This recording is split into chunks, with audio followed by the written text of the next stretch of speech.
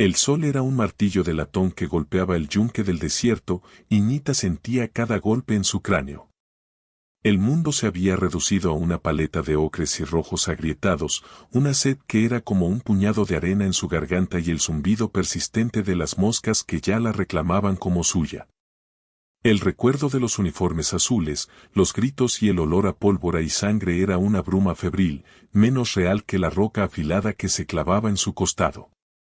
Sus párpados, pesados como losas de piedra, se agitaron. Sobre ella, recortados contra el blanco cegador del cielo, los buitres trazaban círculos perezosos, pacientes. La muerte era paciente. Su gente, los Chiricahua, sabía de la paciencia de la tierra, de los depredadores, de la pena. Ahora ella lo sabía también. El vestido de piel de ante, una vez suave y flexible, estaba desgarrado y tieso por la sangre seca, no toda suya. Un dolor ardiente en su hombro era el ancla que la mantenía atada a este tormento final. Intentó moverse, pero sus miembros eran de otra persona, extraños y desobedientes. Un gemido, un sonido que apenas reconoció como propio, se raspó en su garganta. No era un ruego de ayuda. No quedaba nadie para oírlo. Era una simple exhalación, la rendición del espíritu al cuerpo roto. Entonces, un nuevo sonido cortó el silencio zumbante. No era el viento, ni el susurro de una serpiente. Era el crujido rítmico de la grava bajo una pisada pesada y deliberada. Un caballo resopló cerca. Nita forzó sus ojos a abrirse una vez más. Una silueta oscura bloqueó el sol, dándole un breve respiro del asalto implacable. La figura era alta, ancha de hombros. Un hombre blanco.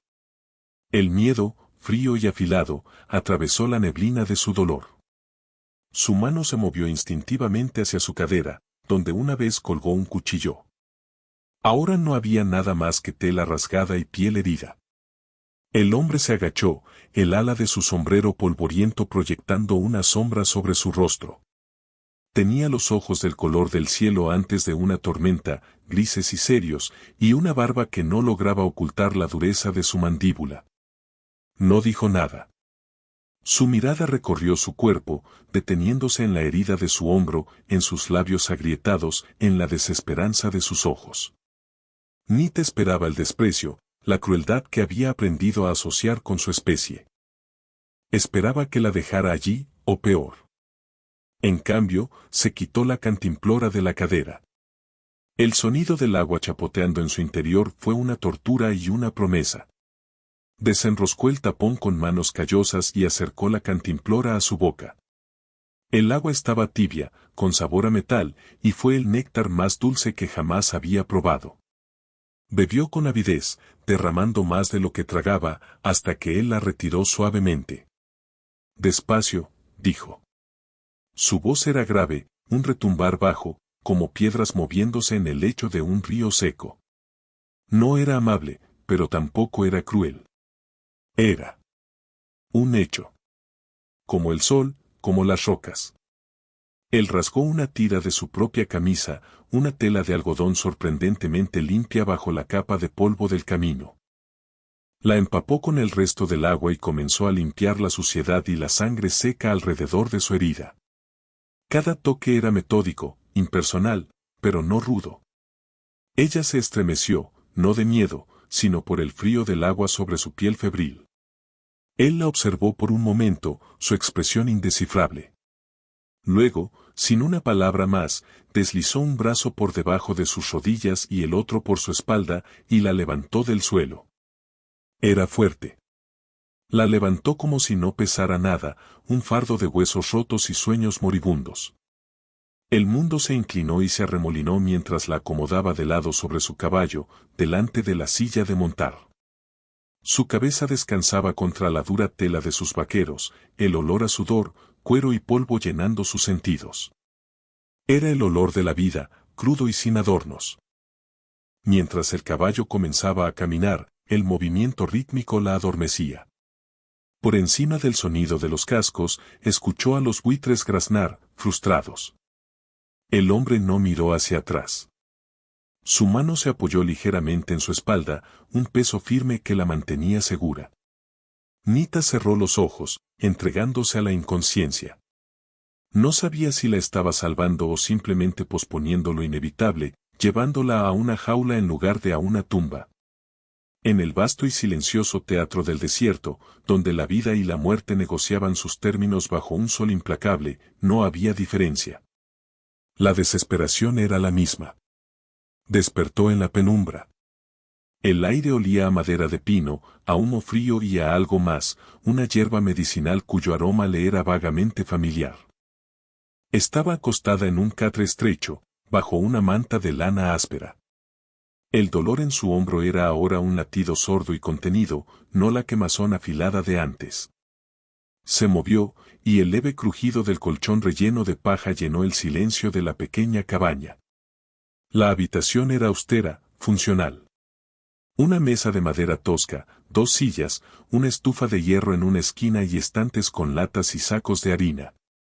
Por la única ventana, la luz del atardecer teñía el paisaje de tonos anaranjados y morados. Estaba sola. Se incorporó lentamente, haciendo una mueca de dolor. Su herida había sido limpiada y vendada con un paño limpio. Su vestido andrajoso había desaparecido, reemplazado por una camisa de hombre larga y vasta que le llegaba hasta las rodillas. La vergüenza y la vulnerabilidad la invadieron como una ola fría. ¿Quién era este hombre? ¿Qué quería de ella?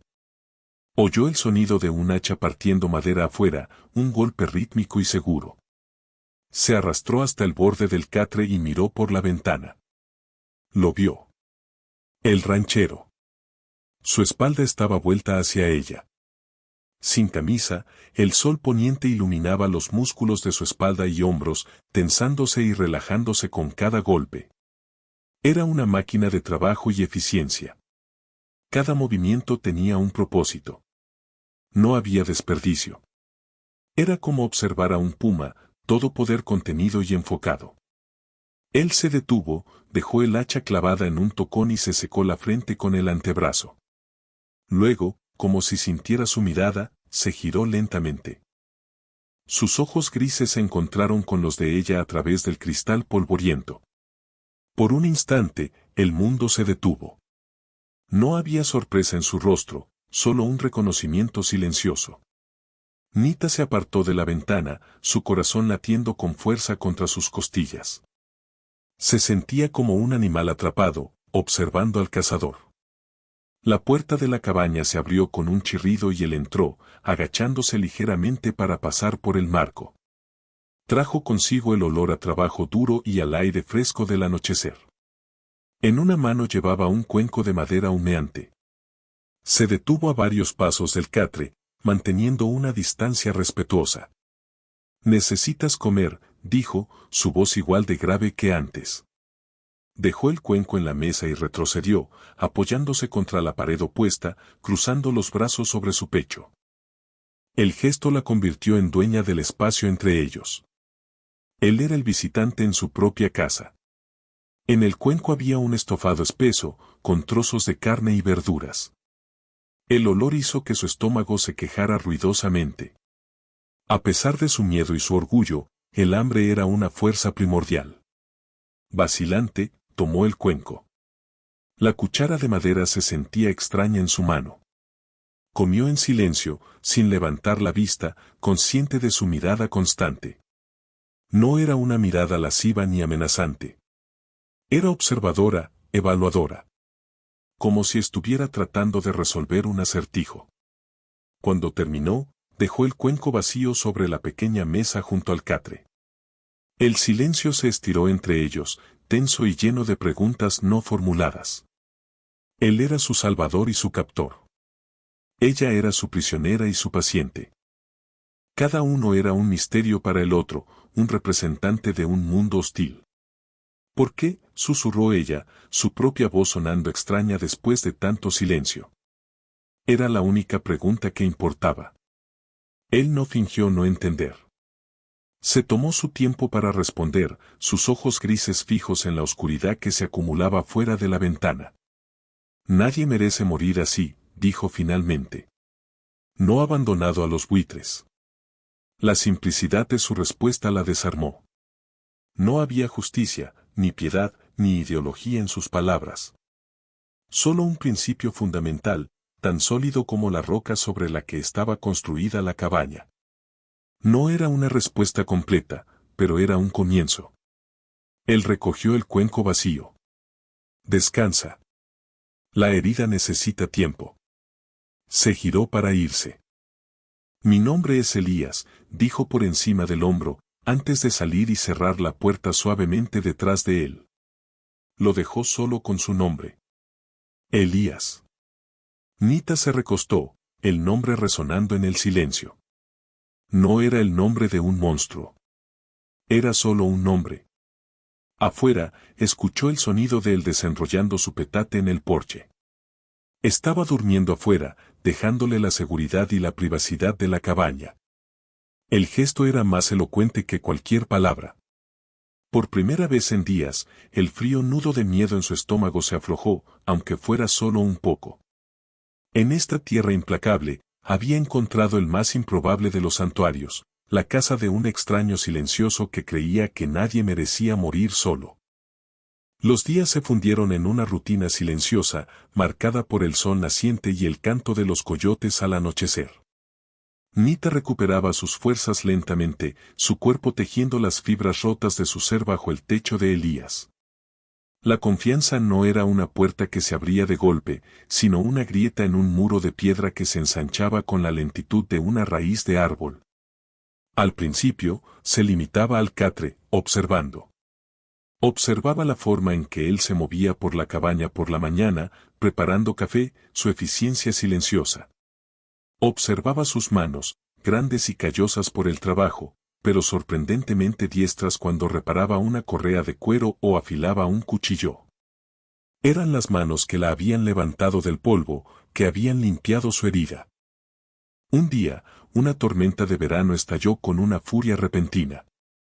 El cielo se oscureció, y el viento aullaba como un espíritu afligido, azotando la lluvia contra la cabaña. El trueno retumbaba, sacudiendo los cimientos. Elías entró apresuradamente, trayendo consigo el olor a ozono y tierra húmeda, para asegurar la ventana. Nita, que había estado dormitando, se despertó de un salto con un grito ahogado. No era la tormenta lo que la asustaba. Era el eco de otra tormenta, una de fuego y acero. En su mente febril, el retumbar del trueno se convirtió en el estruendo de los rifles, el destello del relámpago en el fogonazo de los cañones. Volvió a estar en el barranco, el olor a sangre en el aire, los gritos de su madre, el rostro de su padre desapareciendo en un torbellino de polvo y violencia. Se acurrucó en el catre, temblando incontrolablemente, con las manos sobre los oídos para bloquear los sonidos que solo ella podía oír.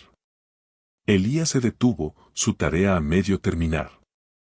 La miró, y por primera vez, Nita vio algo más que seriedad en sus ojos. Vio una comprensión, una sombra de una pena compartida. No se acercó de inmediato.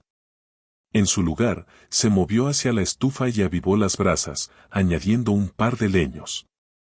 El fuego crepitó, su luz cálida y constante una respuesta al caos exterior. El olor a pino ardiendo llenó la habitación, un aroma de hogar y seguridad. Luego, se acercó al catre y se sentó en el suelo, no muy cerca, pero lo suficiente como para que su presencia fuera un ancla. No la tocó. No habló. Simplemente se sentó allí, su sólida quietud un baluarte contra los fantasmas que la asediaban. Lentamente, los temblores de Nita amainaron. El sonido constante del fuego, la presencia inquebrantable del hombre, la sacaron de la pesadilla. Abrió los ojos y lo miró. Él estaba observando el fuego, su perfil recortado por las llamas danzantes. Mi familia, susurró ella, las palabras rasposas. Los soldados. No necesitaba decir más. Él asintió lentamente, su mirada todavía en el fuego. Lo sé, dijo en voz baja. Vi las huellas. El rastro del ejército. Su conocimiento no la hizo sentir más expuesta. Extrañamente, la hizo sentir. Vista. Comprendida. Él no había preguntado, no había hurgado. Había esperado a que ella ofreciera la verdad por sí misma. El silencio que siguió ya no era tenso. Era un espacio compartido, lleno del peso de lo que ambos sabían. La tormenta afuera amainó gradualmente, su furia gastada. La lluvia se convirtió en un suave golpeteo en el techo. Al día siguiente, cuando se despertó, encontró su vestido sobre la silla. Estaba limpio, las rasgaduras hábilmente remendadas con un hilo oscuro y fuerte. La mancha de sangre había desaparecido. Se lo puso, la familiaridad de la piel de ante contra su piel era reconfortante. Era un trozo de su antigua vida, restaurado.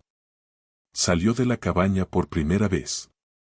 El aire era fresco y limpio después de la lluvia. El mundo parecía lavado, los colores más vivos. Elías estaba reparando una cerca a cierta distancia. No se giró cuando oyó abrirse la puerta. Más tarde, cuando él regresó a la cabaña para almorzar, Nita había preparado la mesa. Había encontrado las verduras y había cortado algunas, listas para cocinar. Era una ofrenda pequeña, una declaración silenciosa: ya no soy una inválida. Soy parte de este lugar. Él se detuvo en la puerta, observando la escena. Una leve sorpresa cruzó su rostro antes de ser reemplazada por su habitual compostura. Se acercó a la mesa. ¿Cómo te llamas?, preguntó él, su voz tranquila. Era la primera pregunta personal que le hacía. Nita, respondió ella, su voz clara y firme. Nita. Él repitió su nombre en voz baja, como probándolo. Nita, dijo de nuevo, esta vez con un asentimiento. Fue un reconocimiento, una aceptación. En ese momento, dejó de ser la chica apache que encontró moribunda en el desierto. Se convirtió en Nita. Y él, para ella, comenzó a transformarse de el ranchero a Elías. La grieta en el muro se había ensanchado. A través de ella, una frágil luz comenzaba a filtrarse. La presencia de Nita en el rancho de Elías se convirtió en un secreto compartido, un pacto silencioso contra un mundo que no entendería. La tierra de Elías, aislada en un pequeño valle flanqueado por mesetas rocosas, se convirtió en su santuario. Pero el mundo exterior tenía largos brazos. Un día, mientras Nita recogía hierbas medicinales en una ladera a la sombra, oyó el sonido inconfundible de varios caballos acercándose por el camino principal. Su corazón dio un vuelco. Se agachó instintivamente detrás de unas rocas, su cuerpo volviendo a los instintos de supervivencia que le habían sido inculcados desde la infancia. Desde su escondite, vio a 4 hombres a caballo. No eran soldados. Eran ganaderos de la zona, sus rostros curtidos y sus ojos llenos de una arrogancia perezosa. Se detuvieron frente a la cabaña. Elías salió al porche, secándose las manos en un trapo, su postura relajada pero alerta. ¿Puedo ayudarles, señores?, preguntó su voz, tranquila y sin inflexiones, llegando hasta Nita en la ladera. Solo de paso, Torne, dijo el líder, un hombre corpulento con un bigote manchado de tabaco. Oímos que los apaches andan causando problemas de nuevo al este. El ejército acabó con una banda de renegados hace unas semanas. El hombre escupió un chorro de tabaco al suelo, demasiado cerca de los escalones del porche de Elías. Solo nos aseguramos de que todo esté en orden por aquí. Eres el último rancho antes del territorio salvaje. Nita contuvo la respiración. Acabó con una banda de renegados. Así llamaban a la masacre de su familia. Un nudo de hielo y fuego se formó en su estómago. Todo está en orden aquí, Blevins, respondió Elías, su tono uniforme. Solo yo y el ganado. Seguro que se siente solo aquí arriba, dijo otro de los hombres, sus ojos recorriendo la cabaña con curiosidad. ¿Nunca piensas en conseguirte una mujer? Aunque sea una squaw para calentar la cama. La risa grosera que siguió fue como una bofetada. Desde su escondite, Nita vio cómo los hombros de Elías se tensaban casi imperceptiblemente. Su mano, que colgaba a su lado, se cerró en un puño por un instante antes de relajarse. Prefiero la compañía de mis vacas a la de gente como ustedes, dijo Elías, su voz ahora con un filo helado.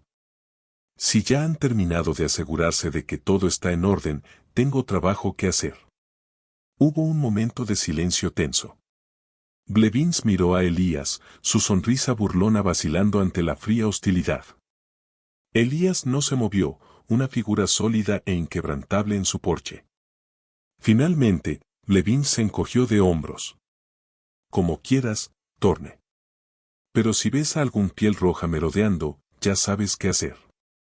Con una última mirada de desdén, espolearon a sus caballos y se alejaron por el camino. Nita permaneció agachada hasta que el sonido de los cascos se desvaneció por completo. Solo entonces se permitió exhalar. Cuando regresó a la cabaña, Elías estaba sentado a la mesa, limpiando su rifle con movimientos lentos y metódicos. No levantó la vista cuando ella entró. La tensión en la habitación era palpable. Ella entendió entonces la magnitud del riesgo que él estaba corriendo. No solo la estaba escondiendo del ejército, sino también de sus vecinos, de su propia gente.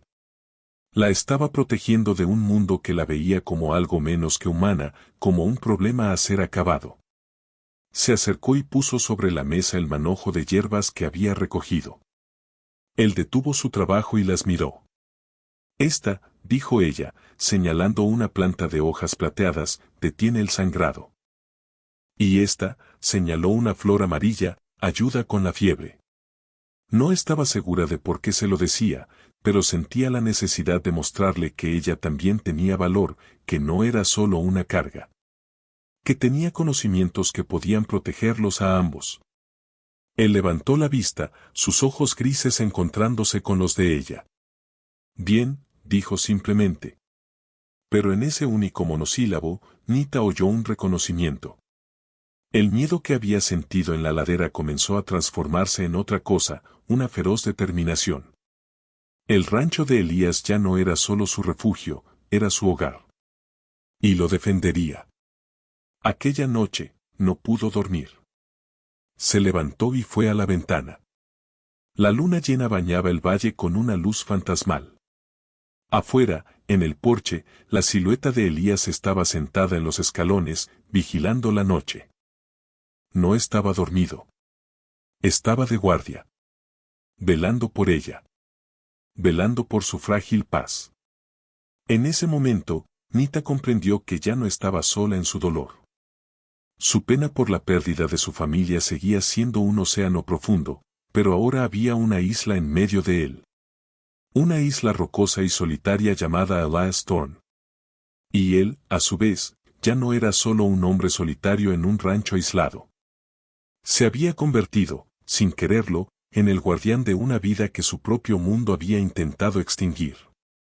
La sombra de su pasado compartido se cernía sobre ellos, pero en lugar de separarlos, los unía en una alianza frágil pero tenaz. El ritmo de sus vidas se asentó en una armonía silenciosa, una asociación forjada en la necesidad y cimentada en el respeto mutuo. Las palabras seguían siendo escasas, pero su ausencia se llenaba con acciones que hablaban con más elocuencia. Nita, ahora completamente recuperada, se movía por el rancho con un propósito renovado. Ya no era una invitada convaleciente, sino una parte integral del funcionamiento del lugar. Su conocimiento de la tierra resultó ser un activo invaluable. Le enseñó a Elías qué plantas eran comestibles y cuáles curativas, dónde encontrar agua incluso en las estaciones más secas y cómo leer las señales del viento y el comportamiento de los animales. Elías, a su vez, la aceptaba como una igual. Observaba cómo ella se movía por el terreno accidentado con una gracia silenciosa que él, a pesar de toda su fuerza, nunca podría igualar. La veía rastrear a un ternero perdido con una habilidad que rayaba en lo sobrenatural o encontrar un manantial escondido simplemente observando el vuelo de las aves. No había lecciones formales, aprendían el uno del otro a través de la observación, en una danza callada de habilidades compartidas. Una mañana, mientras reparaban una sección dañada del corral, Él le pasó el martillo sin que ella lo pidiera, sabiendo que lo necesitaría a continuación. Ella le pasó un clavo del tamaño adecuado antes de que él tuviera que buscarlo. Trabajaban juntos con una eficiencia fluida, cada uno anticipando las necesidades del otro. En esos momentos, el abismo entre sus dos mundos parecía desaparecer, dejando solo a dos personas sobreviviendo juntas contra un entorno implacable. Las noches eran a menudo el momento más tranquilo.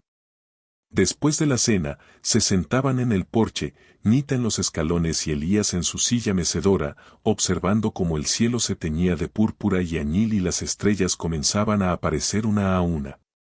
A veces, ella cantaba en voz baja, canciones de su gente sobre la creación del mundo, sobre el coyote tramposo y la fuerza de la montaña. No eran para él, sino para ella misma, para mantener vivos los ecos de su pasado. Pero él escuchaba, su silencio era una forma de respeto. Una noche, mientras ella cantaba, él habló, su voz un murmullo en la oscuridad. ¿De qué trata esa canción? Nita se detuvo, sorprendida por la pregunta. Habla de la mujer cambiante, dijo ella. Nos enseña que todo en la vida tiene ciclos. La sequía da paso a la lluvia, el invierno a la primavera, el dolor a la curación. Elías permaneció en silencio durante un largo rato, meciéndose suavemente. Es una buena canción, dijo finalmente.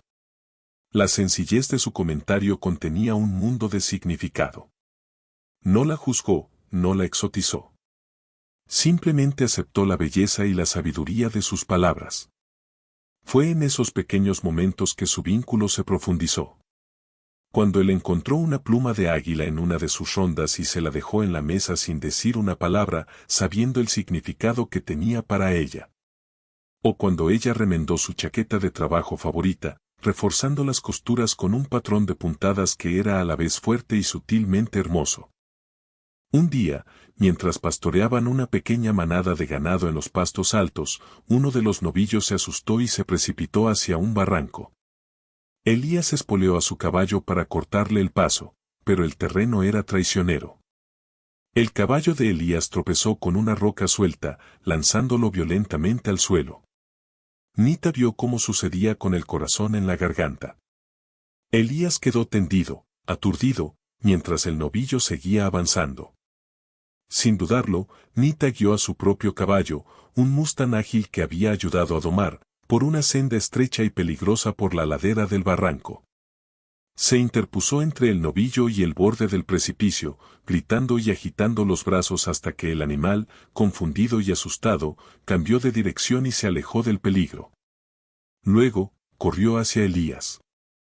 Él se estaba incorporando lentamente, una herida sangrante en la frente y el brazo torcido en un ángulo antinatural.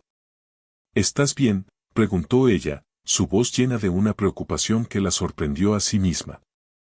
Él la miró, no a su herida, sino a ella.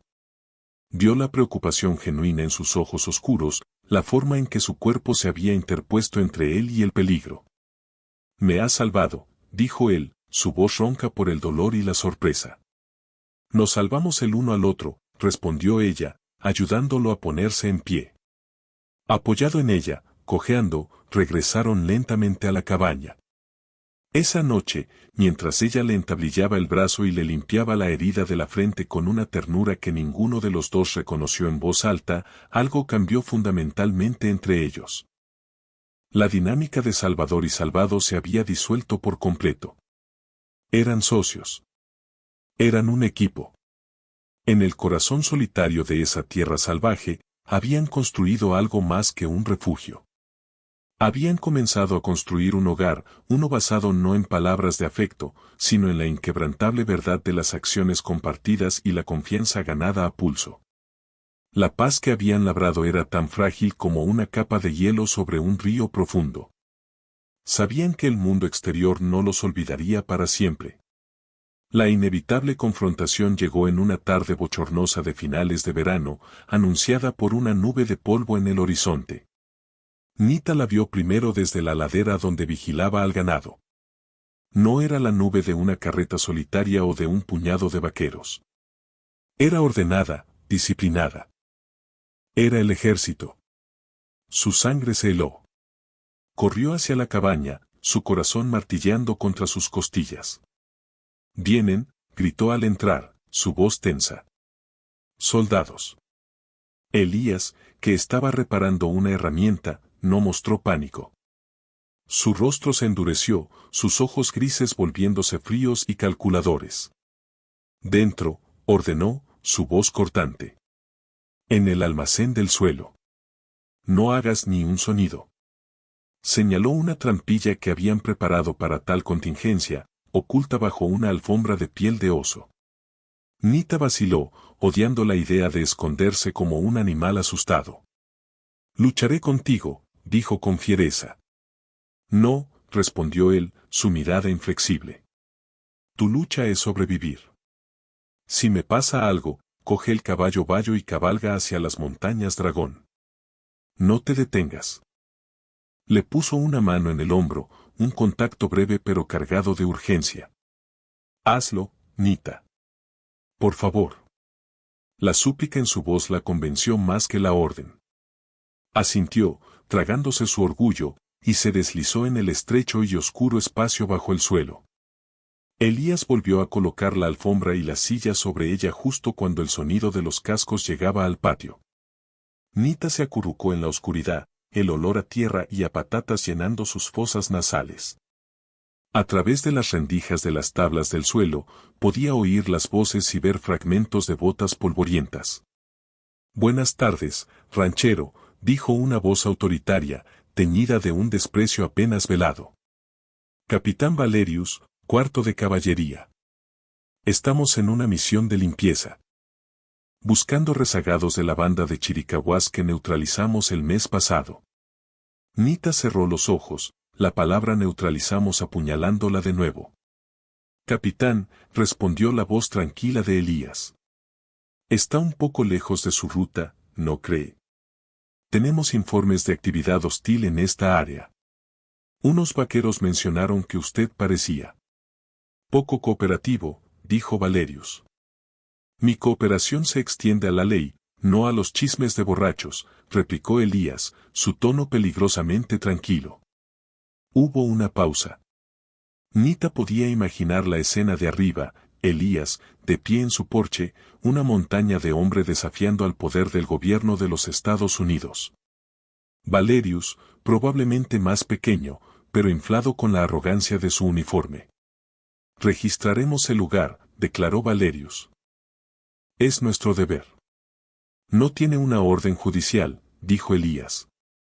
«Mi deber es proteger a los ciudadanos de esta nación de la amenaza salvaje», siseó Valerius. «Y si no tiene nada que ocultar, no tendrá ninguna objeción». Nita oyó el pesado sonido de las botas de los soldados entrando en la cabaña. Su corazón latía tan fuerte que temía que lo oyeran.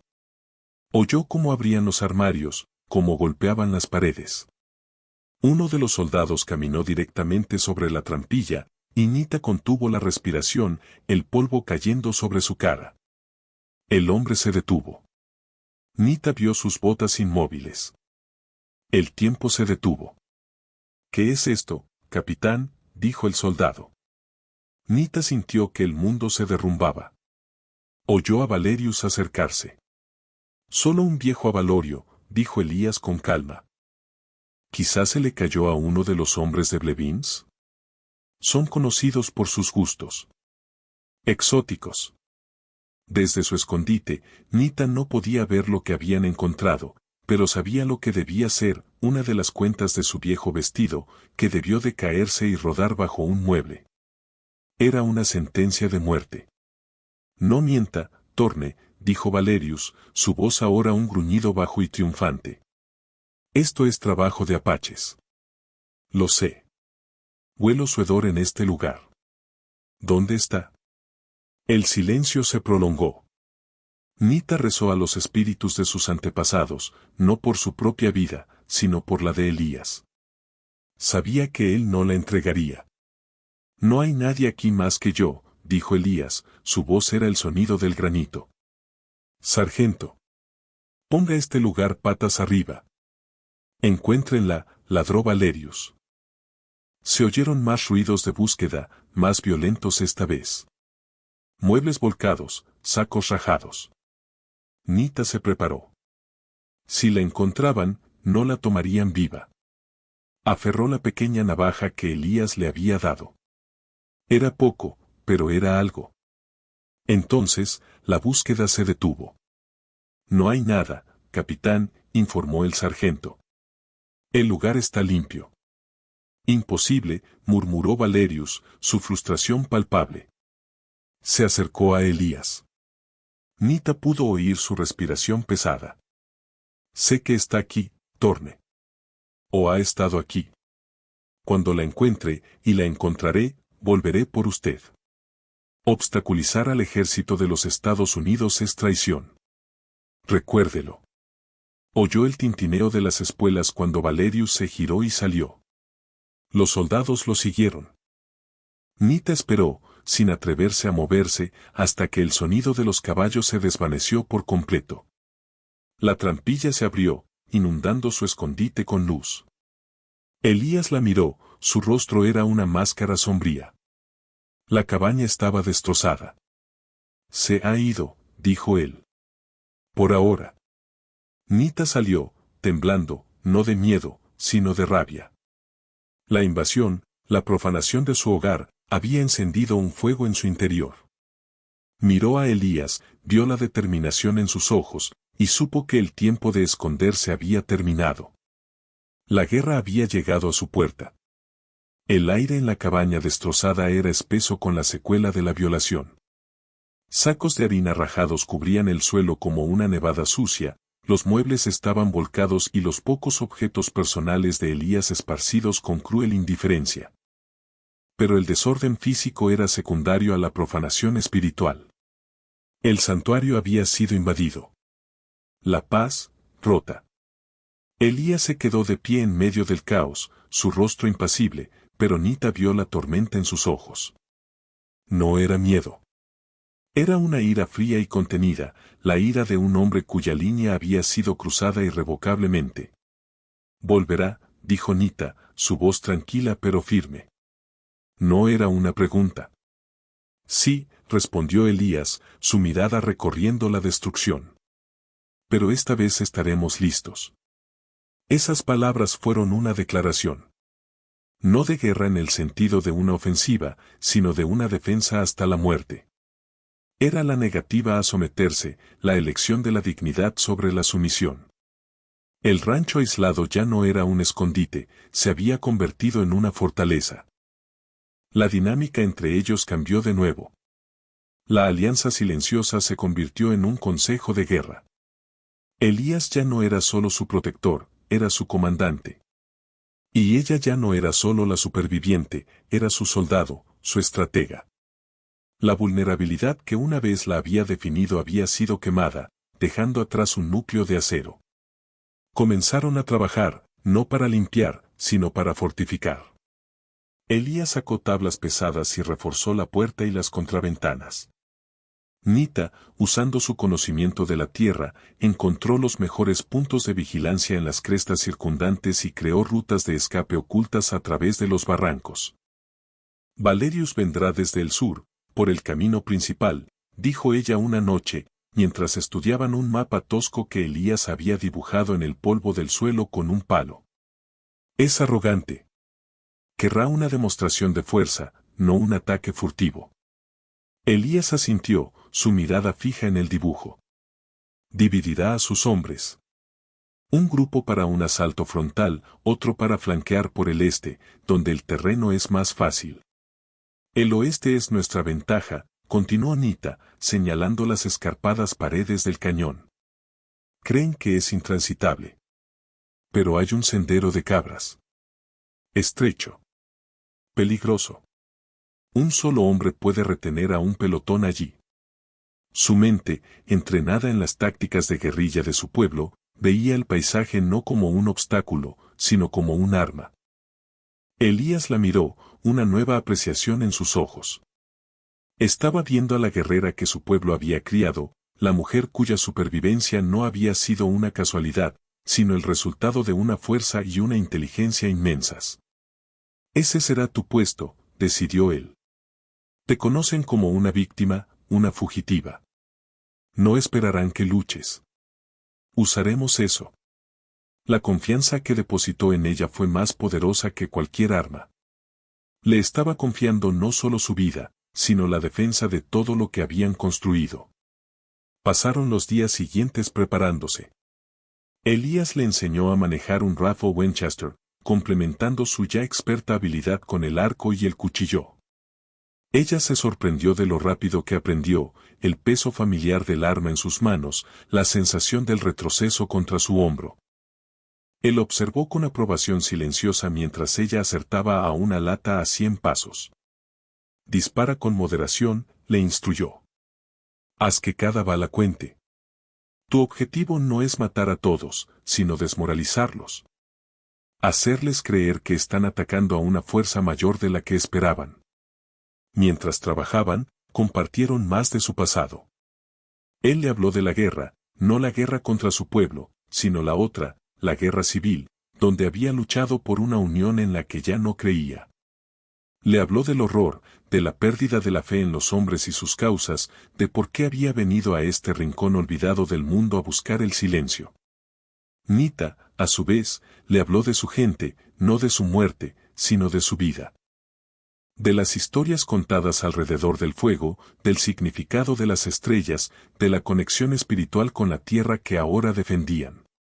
Descubrieron que, a pesar de sus orígenes opuestos, ambos eran supervivientes de mundos destrozados, buscando un lugar donde las cicatrices pudieran sanar. Una tarde, mientras afilaban cuchillos sentados en el porche restaurado, la atmósfera tensa se rompió por un momento. Elías le contó una historia de su infancia, un recuerdo torpe de intentar ordeñar una vaca por primera vez. La imagen de aquel hombretón estoico siendo derribado por una vaca impaciente arrancó una sonrisa a Anita, y luego una risa suave y genuina. El sonido sorprendió a ambos. Era la primera vez que ella reía desde antes. La risa se desvaneció, pero dejó tras de sí un calor persistente. Elías la miró, y su propia expresión severa se suavizó. Hacía tiempo que no oía ese sonido en esta casa, dijo en voz baja. En ese momento, la guerra que se avecinaba pareció lejana. Eran solo un hombre y una mujer, encontrando un destello de humanidad en medio de la oscuridad. La declaración de guerra de Elías no había sido solo contra Valerius. Había sido una declaración contra un mundo que decía que un hombre blanco y una mujer apache no podían compartir un hogar, una causa, una risa. Era una declaración de que elegirían su propia ley, su propia familia. Y estaban dispuestos a morir para defenderla. La espera continuó, pero ahora no era una espera temerosa. Era la calma tensa antes de la tormenta, la quietud de dos guerreros que habían aceptado su destino y estaban listos para enfrentarlo, juntos. La espera terminó al amanecer del quinto día. Un halcón solitario, perturbado en su casa matutina, lanzó un grito agudo desde lo alto de la meseta. Para Elías y Nita, fue la única señal de advertencia que necesitaron.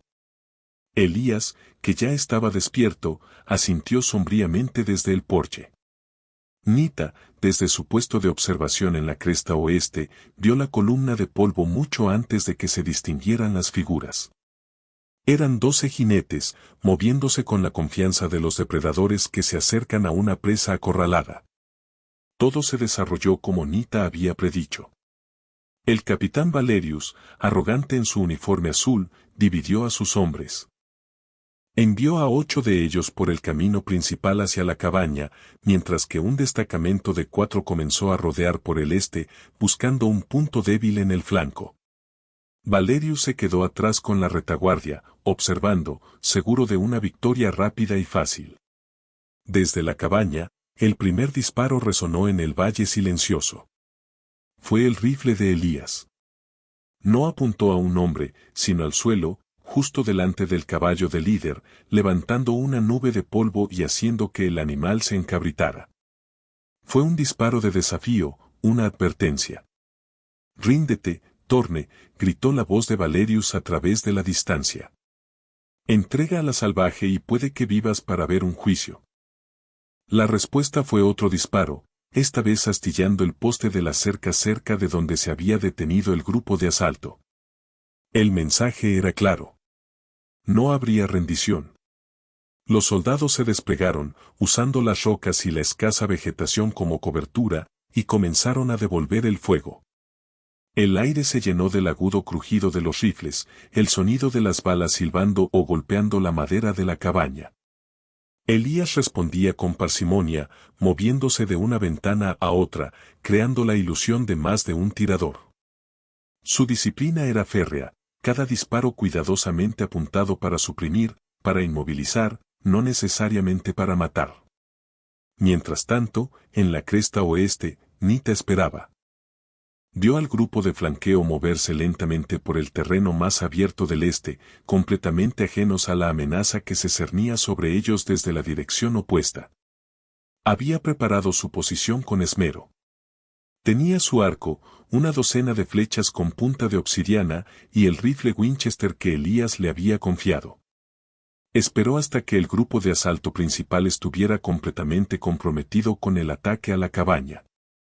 Entonces, cuando la atención de todos estaba fija en Elías, ella actuó. Su primera flecha voló silenciosamente a través del barranco. No apuntó a un hombre, sino a la cantimplora de un soldado, perforándola con un golpe seco y derramando su preciosa agua sobre la arena. El hombre gritó de sorpresa, mirando a su alrededor con confusión. Una segunda flecha se clavó en la culata de madera del rifle de otro soldado, justo cuando se disponía a disparar. El pánico comenzó a extenderse. ¿De dónde venían los ataques? Parecían surgir de la propia roca. Valerius, al ver la confusión de sus hombres, gritó órdenes, su voz teñida de frustración.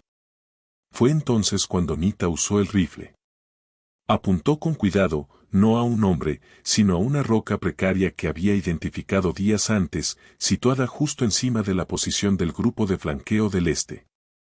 La bala del Winchester impactó con una fuerza tremenda, y la roca se desprendió, desencadenando una pequeña avalancha de piedras y tierra que cayó en cascada por la ladera.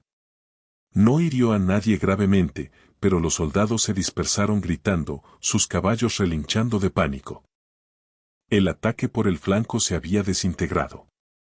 Ahora, toda la fuerza estaba desmoralizada, atrapada entre un defensor invisible en la cabaña y un fantasma en las rocas. Valerius, enfurecido, espoleó a su caballo hacia adelante, disparando su revólver hacia la cresta. Es ella. La bruja Apache. Está en las rocas. El reconocimiento de su presencia fue un error táctico. Ahora sabían dónde estaba, pero también habían subestimado por completo sus capacidades. Nita se movió rápidamente, desapareciendo de su puesto de observación y moviéndose por el sendero oculto que solo ella conocía. Elías, al ver que la atención se desviaba hacia Nita, intensificó su fuego desde la cabaña, cubriendo su movimiento. Luchaban como dos partes de un mismo ser, conectados por una comprensión que trascendía las palabras. Nita emergió en una nueva posición, más abajo en la cresta, más cerca de la retaguardia de Valerius. Podía ver su rostro rojo de ira. Vio cómo levantaba su rifle para apuntar hacia la cabaña, exponiéndose por un momento. Nita levantó su propio rifle. Su corazón estaba tranquilo. No había odio, solo la fría necesidad de la supervivencia. Respiró hondo, como su padre le había enseñado, y apretó el gatillo. La bala no alcanzó a Valerius. Golpeó la roca junto a su cabeza, enviando fragmentos de piedra a su cara. Él gritó, más de sorpresa y humillación que de dolor, y cayó de su caballo. Sus hombres, al ver a su líder caído, vacilaron. Su voluntad se rompió. Dos de ellos corrieron a ayudar a Valerius, lo montaron en su caballo y comenzaron una retirada desordenada, llevándose a su capitán herido y humillado.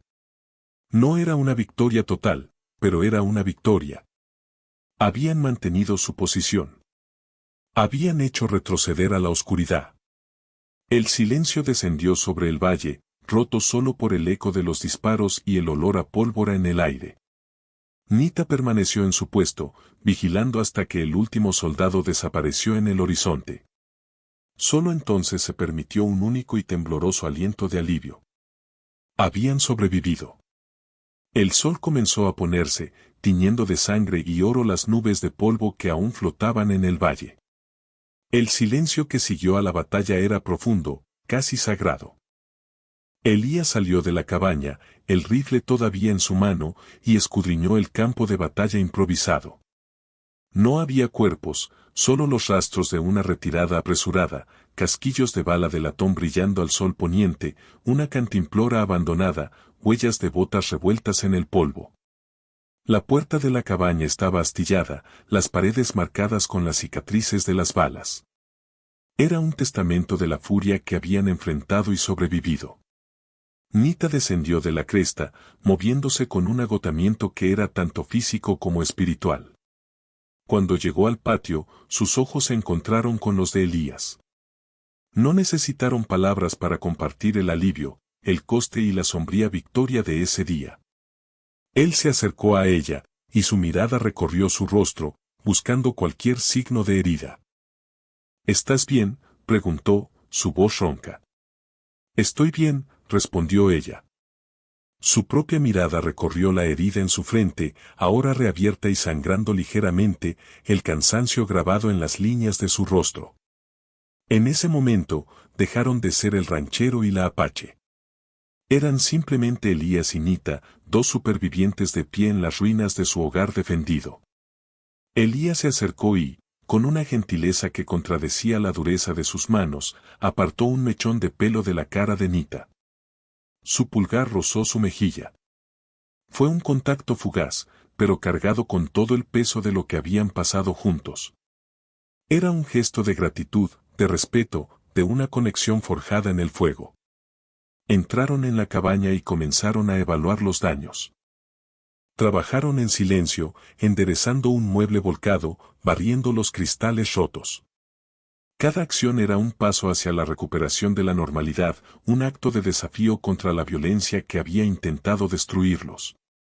Mientras trabajaban, Nita encontró la cuenta de su vestido, la que Valerius había encontrado. La recogió del suelo polvoriento y la sostuvo en la palma de su mano. Era tan pequeña, tan insignificante, y sin embargo casi les había costado todo. Se la mostró a Elías. Él la miró y luego a ella. Tomó la cuenta de su mano y la guardó en el bolsillo de su camisa, sobre su corazón. Es parte de esta casa ahora, dijo en voz baja. Parte de nuestra historia. Más tarde, sentados en el porche mientras la oscuridad envolvía el valle, Nita finalmente rompió el silencio reflexivo. No volverán pronto, dijo. La humillación duele más que las balas para hombres como Valerius. Pero enviarán a otros. Lo sé, respondió Elías. Miró hacia las montañas Dragón, silueteadas contra el cielo estrellado. ¿El ofrecimiento sigue en pie? ¿El caballo Bayo y las montañas? Nita siguió su mirada. Una vez, esas montañas habían representado su única esperanza de escape, un regreso a una vida solitaria y fugitiva. Ahora, la idea de irse se sentía como una traición. Miró a Elías, a la cabaña con cicatrices de batalla que se había convertido en su hogar, a la tierra por la que había luchado. Mi gente dice que el hogar no es el lugar de donde vienes, sino el lugar donde tu espíritu encuentra la paz, dijo ella suavemente.